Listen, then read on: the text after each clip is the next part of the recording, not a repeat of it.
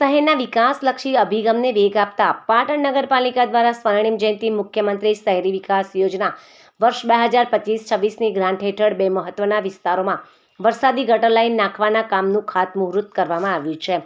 શહેરમાં ચોમાસા દરમિયાન પાણી ભરાવાની સમસ્યાના કાયમી નિકાલ માટે પાલિકા દ્વારા આયોજનબદ્ધ કામગીરી શરૂ કરવામાં આવી છે, જેમાં બ્રહ્માકુમારીથી આનંદ સરોવર સુધી વરસાદની લાઇન અને ગોલ્ડન ચોકડીથી રેલવે બીજા ગરનાળા સુધીની વરસાદી લાઇન નાખવાનું કામ કુલ અંદાજિત ખર્ચ 89,43,563ના બજેટમાંથી આ કામો પૂર્ણ કરવામાં આવશે। આ પ્રોજેક્ટ અંતર્ગત કુલ 900 મીટર લંબાઈમાં 1200 ડાયાની પાઇપો નાખવામાં આવશે।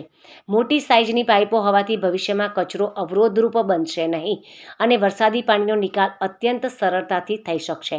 આ ખાતમુહૂર્ત પ્રસંગે પાટણ નગરપાલિકાના પ્રમુખ હિરલબેન પરમાર, પાટણ શહેર ભાજપ પ્રમુખ હર્ષ પટેલ તેમજ જયેશભાઈ પટેલ, દેવચંદભાઈ પટેલ, દીક્ષિત પટેલ તેમજ પાટણ જિલ્લા એસસી મોરચાના મહામંત્રી મહેશ જાદવ અને અન્ય કાર્યકરો તેમજ નગરજનો ઉપસ્થિત રહ્યા હતા। આ કામગીરી પૂર્ણ થતાં શહેરના નીચાણવાળા વિસ્તારોમાં ભરાતા પાણીની સમસ્યાથી સ્થાનિકોને મોટી રાહત મળશે। આજે પાટણ નગરપાલિકા દ્વારા બ્રહ્માકુમારીથી આનંદ સરોવર સુધી અને ગોલ્ડન ચોકડીથી રેલવેના બીજા નાળા સુધી વરસાદી લાઇન એમ બંને લાઇનોનું ખાતમુહૂર્ત કરવામાં આવ્યું।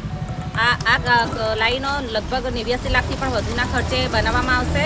આથી વરસાદી જે પાણી ભરાવાનો પ્રશ્ન છે કાયમ માટે હલ થશે અને આ ખાતમુહૂર્તમાં શહેર પ્રમુખ હર્ષભાઈ, નગરસેવક, ઉપપ્રમુખ અને તમામ પદાધિકારીઓ તેમજ આ વિસ્તારના તમામ કાર્યકર્તા ભાઈઓ, નગરસેવકો ઉપસ્થિત રહ્યા।